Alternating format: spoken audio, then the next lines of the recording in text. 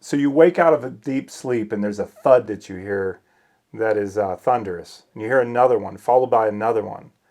And all of a sudden you come to realize that you know somebody's trying to kick in your door. What do you do in that situation?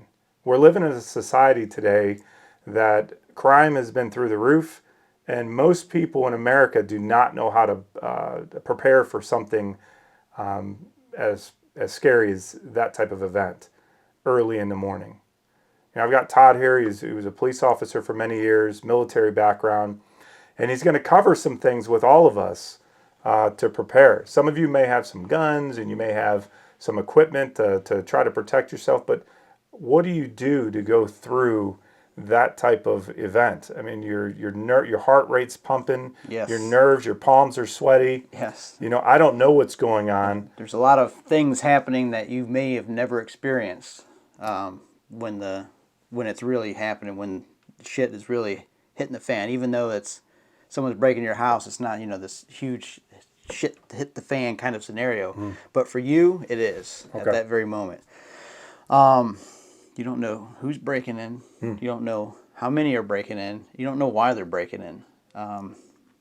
So I shouldn't nilly-willy just run to the door. I wouldn't nilly-willy run to the door, but you need to be ready to defend yourself and defend your family.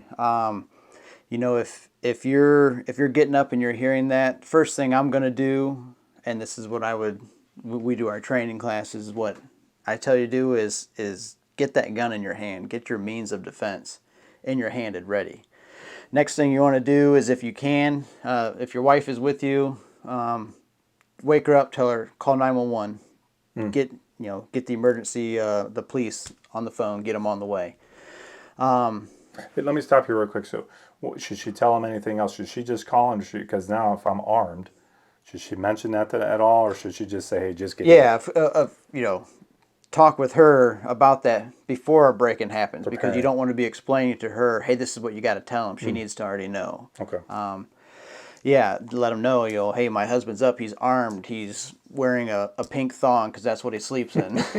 You know what I mean? And, we have kids upstairs, we have kids downstairs, so you're going to go downstairs immediately because you're not going to wait around. That's if you have somebody downstairs. So that's one thing you have to understand, is if someone's breaking in, what's at risk and where. So, for me in my house, I have kids that sleep in the basement. They have their bedrooms and upstairs. So if I hear somebody banging on, trying to come through my front door, on my first level, as soon as they get in, they've just now cut me and my kids in the basement off. So I'm immediately going down there and I'm addressing the threat. You know what I mean? Because I don't want to get in a position to where they can get downstairs and now I have to come down here and deal with that. So having a plan ahead of time, that's my plan, is I'm going downstairs. I'm immediately getting down there and cutting them off. Okay, before that, real quick, I know a lot of people are going to want to know this, because I'm thinking from a civilian standpoint, and there's things going through my head. So here's my first question. During the time as a police officer, how many of those break-ins were people that knew the owners? Or, I mean, I don't know if you guys have that those kind of statistics. Or most of them, are they strangers? I don't have the numbers or statistics. Some of them are, we call them civil matters, where maybe boyfriend was living there for a short time and then maybe he moved out. He's got his PlayStation there that he wants. Moved out or kicked out? Yeah, right, yeah. So he'll come and break in because he's getting his PlayStation. Yeah.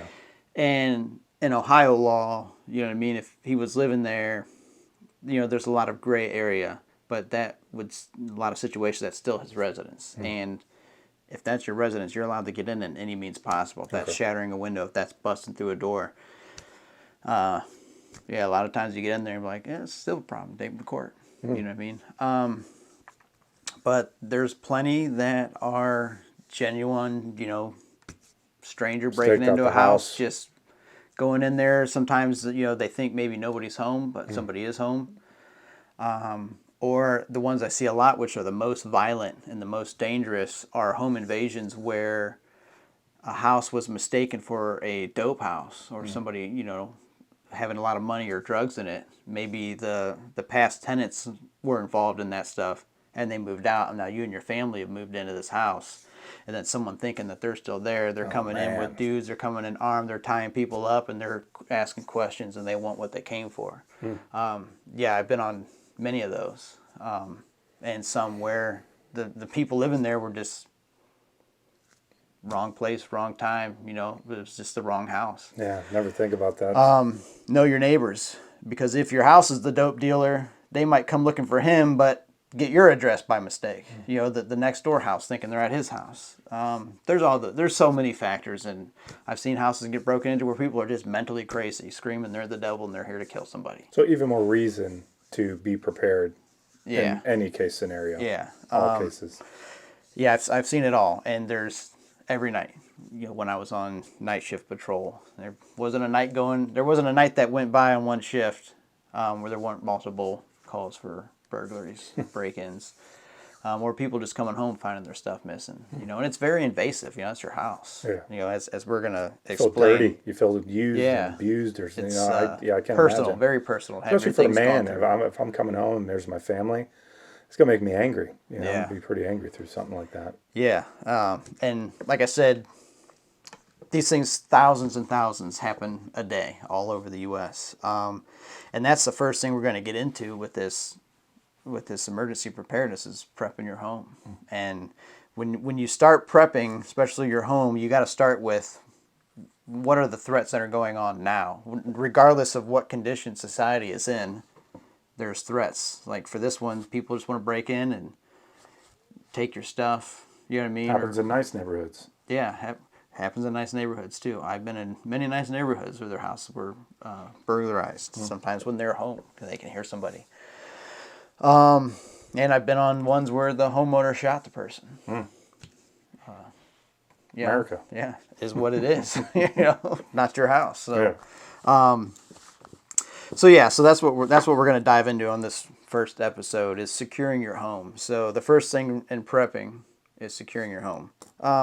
Well, I guess before we get too far, we should finish what do you do? Yeah. Because we left off at throwing your wife the phone, and then you brought in that good question. What do you do? So plan ahead. If you're going to give your wife your phone and say, hey, wake up, call 911, someone's breaking in. That's really all you need to communicate at that time if you have to go do work, meaning you have to go cut that person off from getting to your children. Put yourself in a position where you're between them and your family. If you're home alone or you're a single person, best thing to do, get that gun in hand, get a phone out, call 911, put it on speaker, throw it down on the bed. Stay near it. You know what I mean? Because you don't need that phone in your hand and with the weapon and trying to talk. Just put it on 911, put it on speaker, and just throw it in your bed. You can hear them, they can hear you, and then you sit there and you can be ready in case that threat comes in your room. Yeah, and folks, if you're not taking notes, you should. I mean, you got a trained professional here that's been on, scene of a lot of different events like this. So Yes. I'll watch this video myself to take notes. So yeah, I'd say it's interesting. Go ahead. Yeah. This is a lot of training we do with Spartan Survival Systems as well. So that's basically the gist of that's how you get started to defend your home. There's a lot of steps prior to that person thumping at your door to break it in that we're going to go over to secure your home. And these are the 5 Ds. And that's the very first thing we're going to get into is home prep. Okay. The 5 Ds. So we're prepping our home. Our home is our base. So you're going to hear us a lot as we go through how I control things in my life as far as what their purpose is I treat it like when I was in the military. I kind of look at it like the base and the fob and your assault gear, things like that. So my home is my base. That's where all my stuff is. That's where all my family is. everything that I have is in my home, my community, my Castle. neighbors. Yeah, that's base. Like there's nowhere else that's like your home. You know, my car when I go out, that's my fob. It carries things that can support me long term, things that I can't carry, and then there's my backpack and stuff that I can carry. You know, that's my assault gear, my scout gear, camp gear. So we're going to get all through all that stuff. So we're going to start with our base, which is our home. We're going to secure our home. It's exciting. All right. How do we do that? So let me Todd? ask you, because you have things from a civilian point, how secure do you feel your home is, and what have you done to make it secure? You know, I after listening to just a little bit of that, like I don't think I'm as secure as I need to be. You know, mentally, you get a gun, you get some ammunition, you got everything in spots where the kids can't access it. You feel like that's good. But if someone's kicking at my door, maybe I can't access it quick enough. So you know, I got a lot of things going through my head. So I would say, I'd say from a material aspect, you know, supply aspect, I think I'm secure. The how to, I think, is what a lot of people are going to struggle with, because in a scenario like that, again, your heart's pumping, your palms are sweaty, you have no idea what's going on. Yeah, I don't think I'm prepared. You've Yeah, got your gun and ammo. What's your training with Yeah. the gun and ammo? You know, a lot of people, you know, they buy a gun, they put some bullets in it, they throw it in a drawer, and they think they're set. Someone breaks in my house, I'm good. they you get the know? gun. Worst case scenario. And you know it. Things go well, they'll be all right. But like I said, when all those things, when your adrenaline is going, when the fear is going, when you're shaky, you know, thinking, getting that gun out, you know, now what? Like, you know, you shoot a shot in your house, you know, you got no ear pro on. I've got 5 kids around. Yeah, You I know, mean, there's it's a lot going on. you're gonna feel that in your ears. Oh yeah, yeah. And you know that stuff like that is gonna just keep putting you in that state of panic in a most. And you know the best thing is, and I'll say this a million times as we do this, never panic. No matter how much you feel fear or things taking over, like never panic. Just take a breath and realize, you know, if you panic, you're just going to make poor decisions and you're going to fail. If you don't panic, you know, you stand a better chance. Either way, you're in this shitty situation that you're in. So panicking it's not going to change your situation that you're in. You're still in it. You got to deal with it. So it's best to deal with it, not panicking. Yeah. So you have your gun. Here's one, and let me back up real quick, because you got a lot of people that are against guns, right? So there's a lot of folks out there that are against guns but have guns, and other people that may not have a gun. Their first reaction is to jump out a window and start running, not knowing if there's other people out there as well. So I guess in that case we can we can probably cover that later, but again, you start thinking like, well, if you're in a room where you're sleeping and you don't have access to a gun. So going back to what you're saying, being prepared and walking through the steps, would that be a good idea you would do with the families? Hey, somebody in this scenario, we do this. It's just like a fire. Like my kids know, they throw the ladder out the window and they planning. Go down. Yeah. Yep, that's all planning. That's all stuff that we can touch base on as we go on how to set up a plan with your family for these kind of emergencies. So, like I said, the first one we're going to dive into is what we're talking about. Someone just coming and messing on your property, trying to break in, steal your stuff, maybe try to hurt you, your family.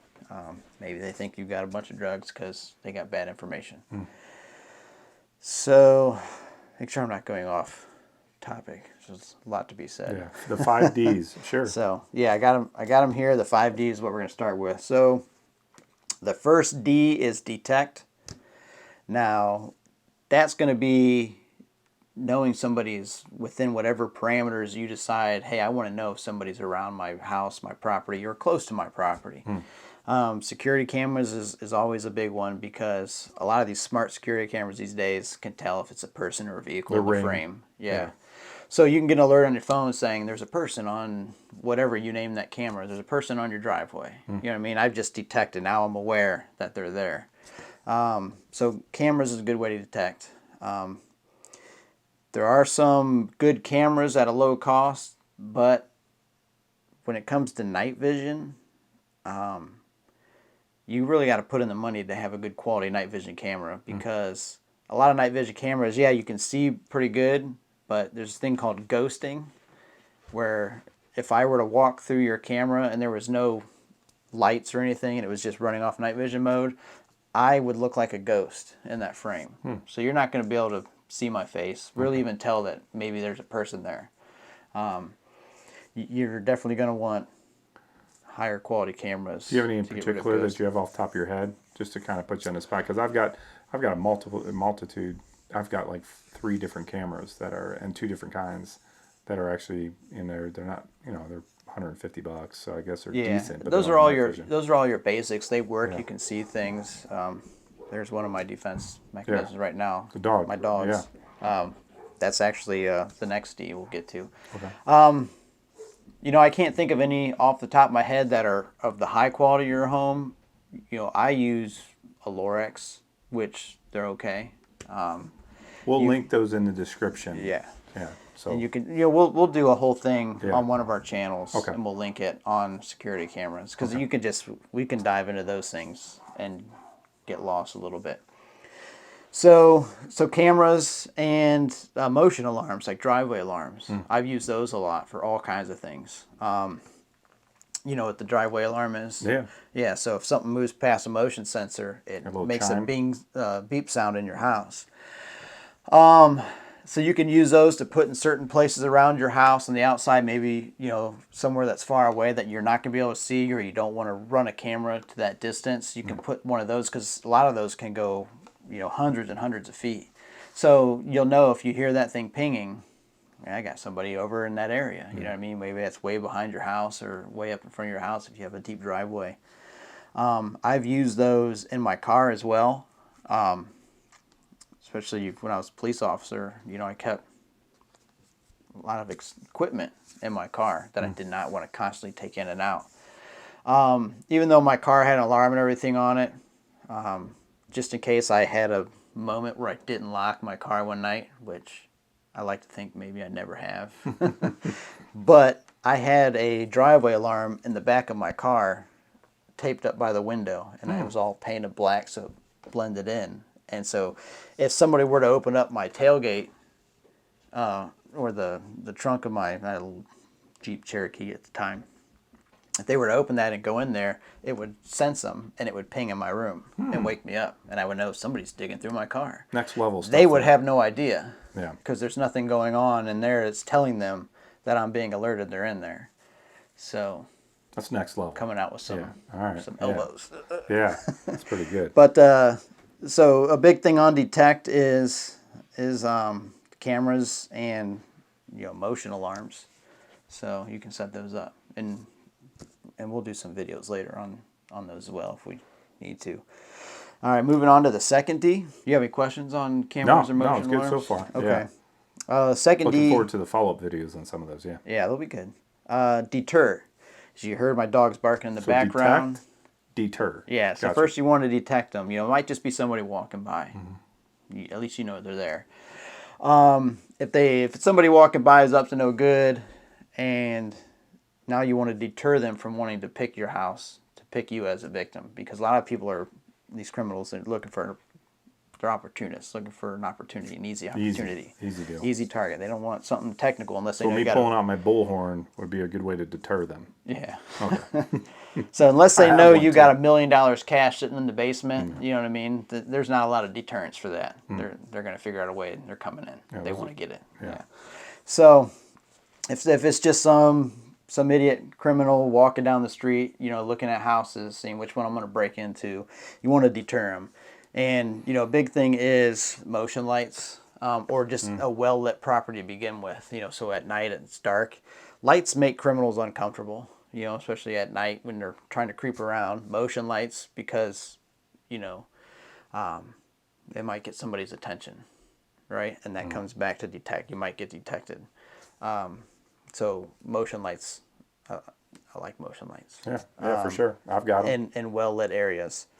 Another deterrence are signs. You know what I mean? You can put up, I got a home security sign. You can put up, house under surveillance sign. You can put up beware of dog signs. A lot of those things, somebody sees and like, I'm not trying to mess with this house. Yeah. Moving on. My favorite one is dogs. If you like dogs and you don't have a dog, get a dog. Even the little, I got Even two the little little yappers. ankle Dogs biters. are like the best deterrent. Yeah. Even the little ankle biters. Or all my years doing this, I've had two houses that I did a burglar report for that had dogs. One was, as I explained earlier, a misidentified dope house. They came in and shot the dog, right? Wow. Because they thought there was things in there that's worth getting. So Yeah. there's nothing that's going to stop or deter them, not Yeah. even a dog. They came in with a plan, and they tied up the family in there. And there's a whole deal. Wow. And another one, it was just a little dog. I don't remember the circumstances as, why they tried to break in. I don't think they got anything from the house, but they made the attempt to where they broke in and something changed their mind. But other than that, all those nobody had dogs. So another reason why you need dogs Yeah. and not cats. Just That's to right. put that out there. I've been to a lot of houses that were broken into or cats running around. Cats That's walking 100%. Dogs. And a cat's not gonna do nothing. A dog's gonna try to fight for you. Yeah. It will, defend you to the It death. will. But a Dogs cat's will. just gonna Even kind the of little stare ones. at you like, yeah. I got little ones and big ones, Yeah. so sometimes the little ones sound more ferocious. Yeah, for sure. Even though you could tell the little dog, but you can tell they're putting a lot of effort into it. Yeah. But yeah, that's the best thing, dogs. You can't compromise with a dog, you know what I mean? And you don't know, is this dog being friendly? Is it not being friendly? If I go in there, I can't tell him, no, please don't bite me, I'll leave. Like, the dog don't care. If he's going to bite you, he's going to bite you. He's gonna bite you. And he's going to keep biting the Yeah. shit out of Yeah. you. You know what I Yeah. mean? Because that's how they are. They're protecting their spot. So you can't talk to a dog. You can't threaten a dog. You can't coerce a dog. Yeah. You can't negotiate with the dog. It knows you're coming in. The dog has decided, I don't like you. You're not supposed to be here. I'm going to get you. That dog is now going to be hyper focused on getting you and keep getting you until you dead, bleed out, or you could get away. So, dogs. Any questions? No, dogs, yeah. All right. So don't get rid of my ankle biters. Yeah, keep the ankle biters too. Just because they make a lot of noise, and again, that goes back to detect. Noisy dogs brings people's attention, and you can be detected. If you live in a neighborhood and you hear dogs barking that you don't normally hear, you're like, oh, who's out there? You know what I mean? So again, that also goes back to detect.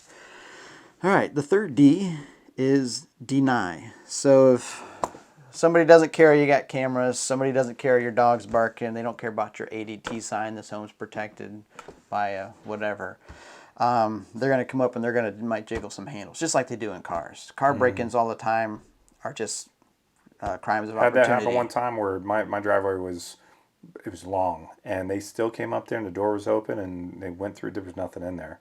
Oh no, they got a GPS system. But other than that, it was kind of shocking that they walked all the way up there, and then come to find out they were just going door to door. Just if the door opened, they got it. If it didn't, they moved on. Yep, that's it. They'll just walk the neighborhoods and try door handles.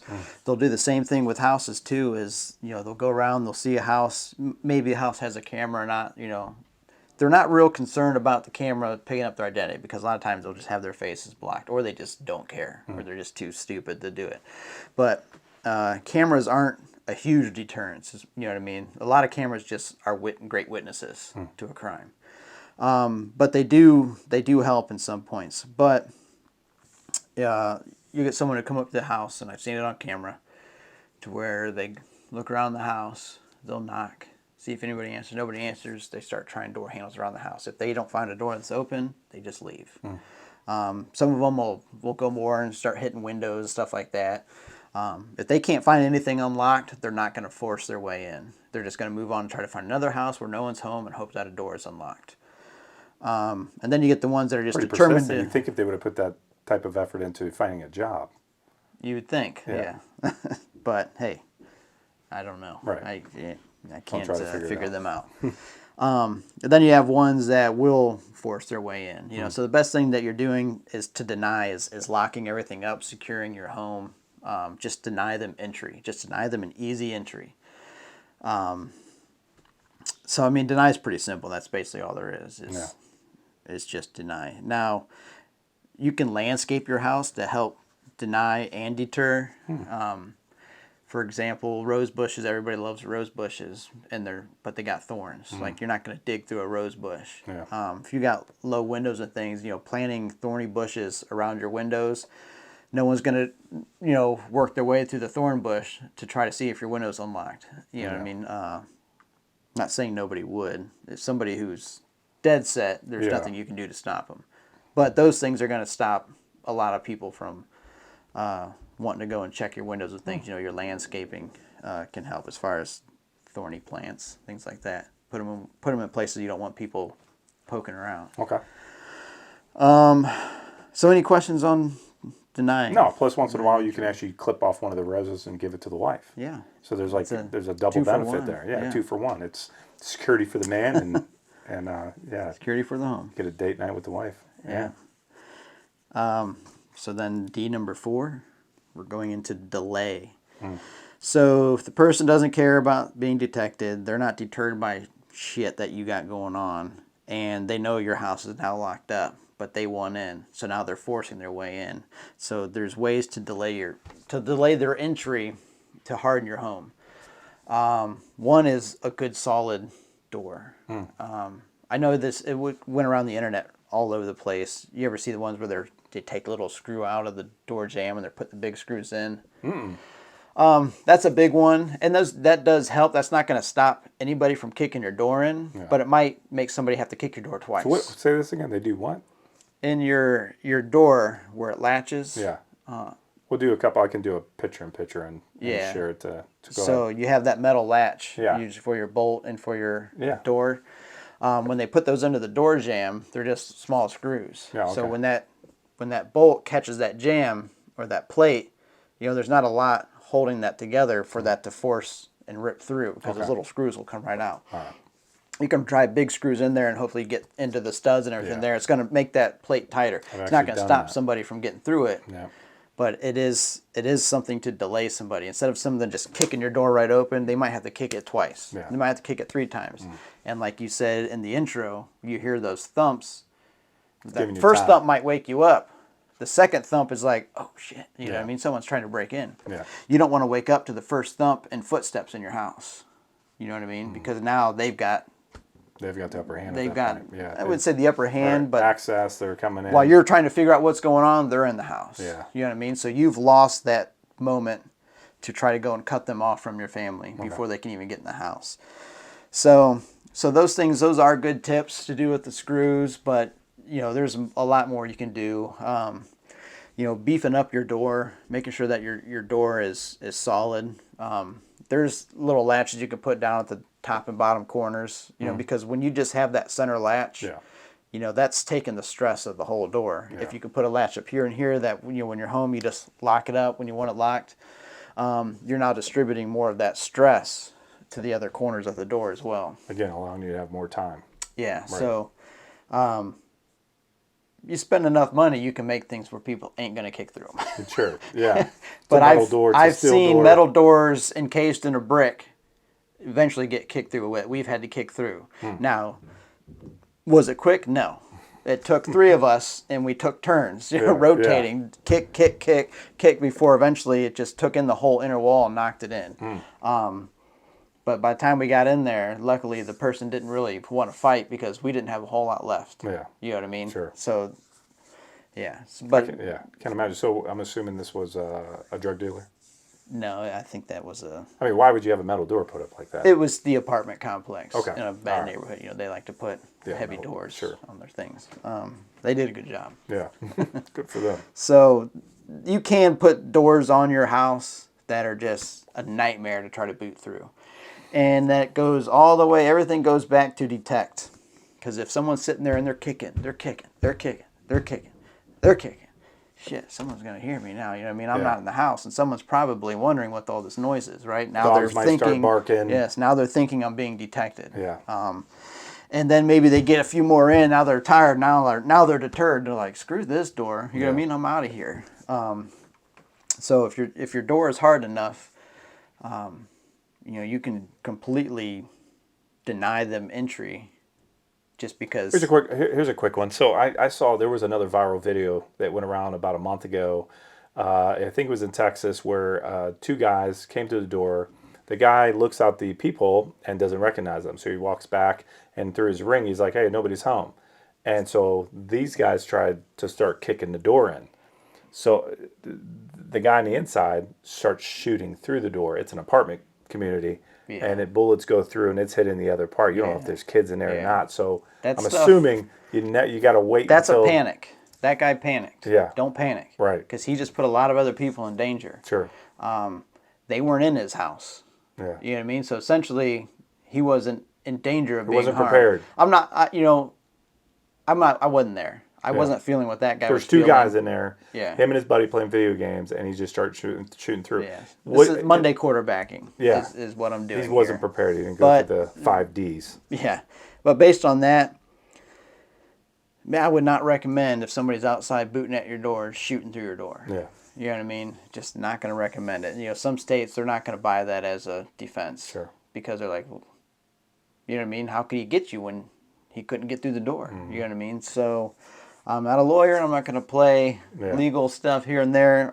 My advice to you is, Don't shoot through the door. yeah, Wait till you see the whites of their eyes. yeah, Fair if enough. they're in your house and they're trying to boot in your bedroom door, they're already in the house. Yeah. You know what I mean? Go ahead and plug your door. Yeah. You know what I mean? Hopefully you plug them too. Yeah. Do what you got to do when they're in the house to protect you and your family. So back to the doors. You can get hardened doors. Like there's door companies that make nice security doors, but they look like everyday, regular, decorative doors, and they're steel and they're hardened, and you're just not going to be able to boot through them. Doors with side lights, the glass windows on the side, you can get those with hardened like a ballistic film. It's not bulletproof ballistic, but it's, if I hit it with a hammer, it's going to shatter the glass, but it's going to be really hard for me to penetrate a hole big enough. It's going to take me some time, and now we're delaying until we can detect. It's going to take a lot of time before I make a hole big enough to reach my hand in there and try to start unlocking things. Okay. And you can do the same thing with your windows. 3M, and there's other brands you can get on Amazon. But 3M, I'll just use them as an example. They have a security film that you can put on your windows. You can't tell it's there. But if I threw a brick at your window, it's going to shatter your window, but that brick's going to bounce off. You know what I mean? If I put it on my sliding glass patio door, they did a video where they had a guy break into a patio door without the ballistic film. He hit it once, or he shot it. There's a ton of things we can actually Glass share. fell. Yeah. He walked And right some in. It links. was in seconds. The one with the security film, he shot it. It was making the bullet holes. Yeah. The glass was broke, but the film was holding everything in place. So he shot through it. Then he got a crowbar and was banging at it, trying to get a hole. And it took him, I think, almost 3 minutes to make a hole big enough that he can finally crawl through. Wow. Now, if you're out there making all that noise, in 3 minutes, That gives you a lot of time. Yeah. It gives you a That lot of time guy to is get prepared. probably- If you got a plan in action, if you know the 5 Ds, you got a plan in Yeah. action. That gives you time to be able to. even if you're not home, maybe a neighbor or somebody's picking that up and calling the police or something. Or the person might just 1 minute, 30 seconds into it be like, I'm getting out of here because I think somebody knows I'm here. Yeah. Somebody in the area probably knows I'm here, and it goes back to detect. And, so they might want to leave. So hardening your doors and windows is going to delay entry. So if someone is trying to break in and you are home, you can hear it. You have time to get the phone, get the 911 going, have your weapon ready, get your plan into action and be ready for this person if they do get in. Okay. And the last D is defend. So whether you got a gun or a spear, hammer, whatever it is that you feel that you're going to defend yourself with, make sure you know how to use it. Yeah. Make sure you're Lots trained on it. and so much information online. There's so many in your local areas. You can find a place where you can take a class on gun safety. You can take a class on how to clean your gun, how to prepare, and I actually got to go through one of the classes with Todd, and what's the name of the company again? Spartan Survival System. Spartan Survival System, and he'll have his channel as well as we're building this. But it was nice. I brought my son. He's 15. You don't think about that, but you know, what if something happens to me? I've got my son there now, and you don't think about that, but you want to have layers of security. That's one thing I've always learned. and go through a couple. It's fun. You can actually have fun doing that. I mean, we use blanks. It actually wasn't blanks. They were what were those? They were just gas powered Like BBs, pellet guns, yeah, pellet guns. airsoft. Yeah, so you got to do that. It was a nice environment. The gun felt real, and I thought I knew what I was doing. But then once you get in there, you find out no, there's a lot to it. And being prepared, you feel a little more comfortable. Maybe my palms are not going to sweat as much in that sort of situation. Because there was no life or death threat. Yeah. During that training, Sure. even though I could put you in scenarios where you can get hit with one of these airsoft pistols and they hurt, so you're going to have that little bit of gun. Yeah. You're going to have a little bit of fear in you because it's going to sting. Yeah. But defend. We're actually looking at these. They're called stress vests. Looking at getting stress vest. It's a vest you wear, and you do the shooting training, and it's UTM makes these blanks. They're real firearms, but they're converted over so they can fire these blanks, and it has a laser sensor in it. And so if you're wearing that stress vest and I shoot you with that laser sensor, it'll shock you. So it gives you something to think about. There's a consequence. That may be on one of the episodes, folks. Just be ready. So we're looking to implement that into our training because it's something where we're not throwing projectiles around, and you don't have to make sure you're wearing all this iPro and everything. It's just something that gives you the feeling that there's a consequence if I perform poorly. Sure. You know what I mean? And that makes your nerves go up. That brings your heart rate up a little bit. That makes you a little bit more nervous. It makes you slow down a little bit. You'd be surprised how someone going through training, when they know there's not a threat but a paper target, you know what I mean? They're just kind of cruising through like John Wick over here, you know what I mean? Yeah. But then when you give them a consequence that hurts, they're and then they start making mistakes. They start slowing down. They start they hesitate. So it's like a laser tag on steroids. Yeah. Pretty much. You're literally getting shocked by a laser. Yeah, that sounds exciting. I'm looking forward to that one. Yeah, we're definitely looking to implement that into our training. It'll be fun. Good stuff. So maybe we'll do a series on here and we'll just shock each other. So just recap us real quick on that. Just go through the names and the 5 Ds. So the 5 Ds, you have detect, deter, deny, delay, and defend. Okay. So again, another idea for a shirt. Yeah, and this is just scratching the surface on how to prepare your home for today's threats and things that could happen. Yeah. Take it in, take notes, write it down, go over your 5 Ds of your house and see where you stand. Okay. And you find that it's really not that hard, and it's not that expensive to implement these things into your home. Like I said, with our channel, Spartan Survival Systems, we'll go over each D and just kind of give you visuals and things like that. So good. So the first one is house, and you're preparing your house and making sure that that's your base, that's your castle. Yep. That is the one thing you got to know, that again, you know your house better than anybody. Yep. And we're going to continue on the house, because that was a scenario where somebody's trying to, being prepared if things were to get bad in society and somebody could break into your house. You've got to know what steps to take, and the 5 Ds. Todd covered it very well. We got a lot to cover. But also there's storms, there's power outages. There's so many things we can get into, and that we need to, so that maybe wherever you're located at, that this could benefit you. And maybe each episode right after you stop and say, hey, let's get the family together. Let's go through the 5 Ds, or let's go through these scenarios to say that, we feel pretty comfortable. And the more you do it, that any scenario, you'll probably be better prepared. Because I feel like I'm a little bit more prepared now, and not getting into the essentials or the supplies that you're going to need as well in case of any situation. We'll get into that later as well. Yep. But Todd, I guess anything else that maybe came to your mind you want to cover before we... No, I think that's it. That's the first step to preparing your home is security. Yeah. You got to make sure your home is safe, because no matter what condition society is in, things are going great, things are going poor. Regardless, there's people that are going around as we talk right now, booting in somebody's door somewhere in the U.S. Somebody's door is getting booted in right now. Yeah, you know what? This is coming to off the top of my head, because again, we're just starting this. This is our very first episode. But would you be up for maybe going around, like in another episode, we've got GoPros and stuff. We can actually go around the house and actually talk about, hey, this would be something you need to address, maybe to give them some visuals. Yeah. Because if you've got training, I'm starting to have all these things start to, come up in my head of like, oh, wow, maybe I'm not as secured as I should be. And then you can expose those things like, hey, these are areas you need to address. And, again, we can't cover every scenario, but at least maybe we can go around the perimeter of a house.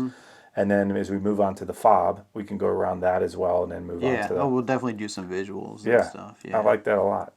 There's a lot to be learned just talking through it, and the visuals also help. So Good stuff. yeah, I think the next thing we'll touch on, since we did security, as I got a whole list here.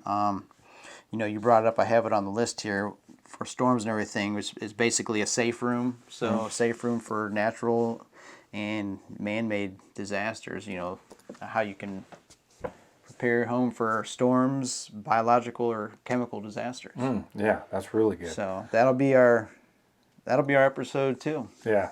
So episode 2, we'll get into that. Again, we're going to stay in the house because the better you're prepared in your house, the more comfortable you'll feel in any scenario. Again, there's always a meteor that can come out of nowhere, and we have nothing for that. Yeah. We've got nothing for you for that. But there are a lot of scenarios that the common household is just not prepared, and I'm guilty. So looking forward to the next episode, Todd. Yep. And please, again, tune in, subscribe, share, and we're going to continue to post a video once a week. And as that happens, and we don't know how these algorithms work, but we know the quicker you can help us get the information out to help the average American be prepared. Again, Todd talked about single folks as well. There's a lot of single women, a lot of single men, and this is to help you as well. So we want to cover all bases when it comes to this. Yep.